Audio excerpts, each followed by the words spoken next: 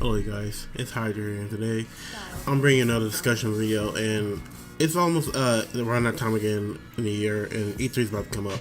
And I just want to talk about something that I've been feeling for the longest time, and it's about PlayStation. Now, as most of you guys know, or if you can't tell, I'm a huge PlayStation fan, even though I kind of migrated from PlayStation, and I'll explain why in a little bit. But so yeah, I've been with PlayStation since I can longest remember. I remember I had to share my PS1 with my brother. I remember I got my PS2 when my 5th grade graduation, and my first game I ever had was it was this Inuyasha game. I probably look for it, and I probably post it, and it was Yu-Gi-Oh! Duels of the Roses. I still love that game to this day. And also I had my first PS3, and even though it's been out for a while, I had the Slim for my senior graduation. It was like a little present to myself.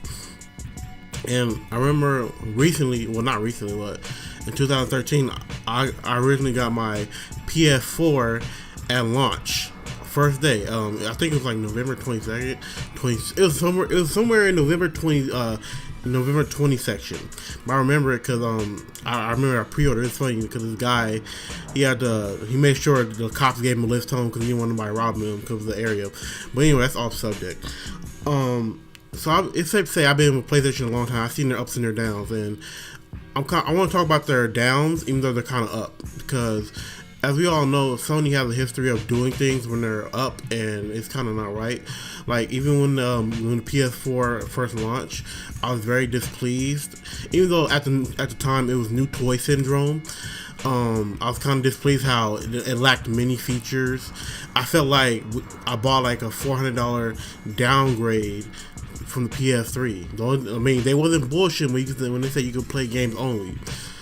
So that was kind of my letback, I mean, don't get me wrong, they're doing updates now, but it's only been recently till they actually got those PS3 updates, and they're kind of mediocre at best. And I'm kind of not ripping them for that, which I won't say ripping because this is like a constructive criticism. I'm saying that I know PlayStation is much better. Like, I can't tell you how when I was first sad how the PS4 wasn't being PS3 compatible, because if you remember, the PS3 was first compatible with PS2, but they cut that out because the pricing, the costing, and stuff like that, which is a very rare find today. So if you find a PS3 with PS2 capability, you better keep that. But anyway, so PlayStation, their answer to that was PlayStation Now, and we all thought PlayStation Now was going to be like, oh, you get to buy games from the old school and you get to play them. Nope, it's only rental, and I feel like that's kind of a jip, because you think about it. Why would you pay a certain amount of hours to play this old ass game that you can go to GameStop and get a pre-owned of, And if you don't have a PS3 no more, why would you want to rent a game? I mean, don't get me wrong, I know you can rent it, but most people, they choose to buy it. Like, if it's a game they really like, they're going to choose to buy it. What if they want a trophy hunt? They don't have that because, they don't have the luxury, because it's time exclusive, if you know what I mean. Like, they only have a certain amount of time, which I think very sucks ass. And I think PlayStation would be doing better if they gave you options to say, hey, you want to buy this game? And I think that would be way much better, because having rental only sucks. Now, I will say this: they did get better on the rental side, because they say they include the PS4 library, which is pretty dope. So if you buy a game, a single player game, because that's what I mostly recommend them for.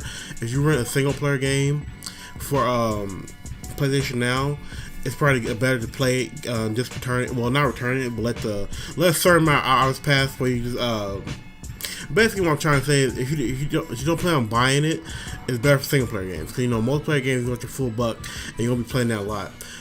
But anyway, I feel like PlayStation can do a lot more better, because also I didn't like how they did the VR. Like, the VR is like almost $500. That's not counting the PlayStation system. Like, I know it's not cheap in production. That's just like the gimmick how, I don't know if anybody remembers, but it was PlayStation 3D. Remember that this 3D craze? They even had a special TV, but the TV, it was malfunctioning. People didn't like it. It only had like probably, my guess is like 10 games, and that sucks. You know, they got, and it's sad because they got this. They trying to. I see this little gimmick now. They got the Batman VR, they got the Tekken VR, and the sad thing about the Tekken VR is, if you didn't know, spoiler alert, like from what I heard and read, it's not, you're not fighting in first person. It's like a little, you're like in the camera's view, if that makes sense. Like you're in third, it's like you're in the arena, I put it like that. So, I don't know, so it's like you have front row seats. But yeah, I kind of don't like that, you know. Making it like a bundle with a PS4, like maybe $500.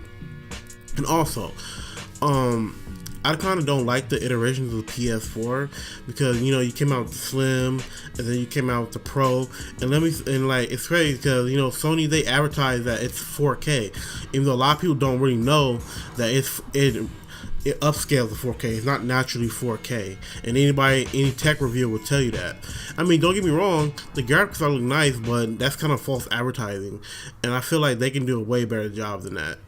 So basically, that's kind of my grief with the 4K situation. So, and many people, they bought a PS4 Pro, thinking, oh, it's about to be 4K, but it's only upscale. It's not true 4K.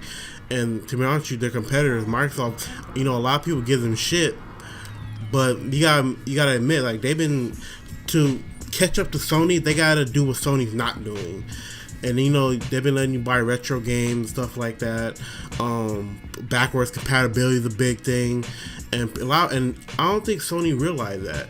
And I think they should give people the option of being like, hey, you know, buy this PS4 for like $600 like the PS4 was. Cause I think people will do that because the PS3 has a lot of gems on their library still, and I believe it's still online today, even though I can't really see anybody. Well, there's probably some people that's still on the PS3 server wanting to play it.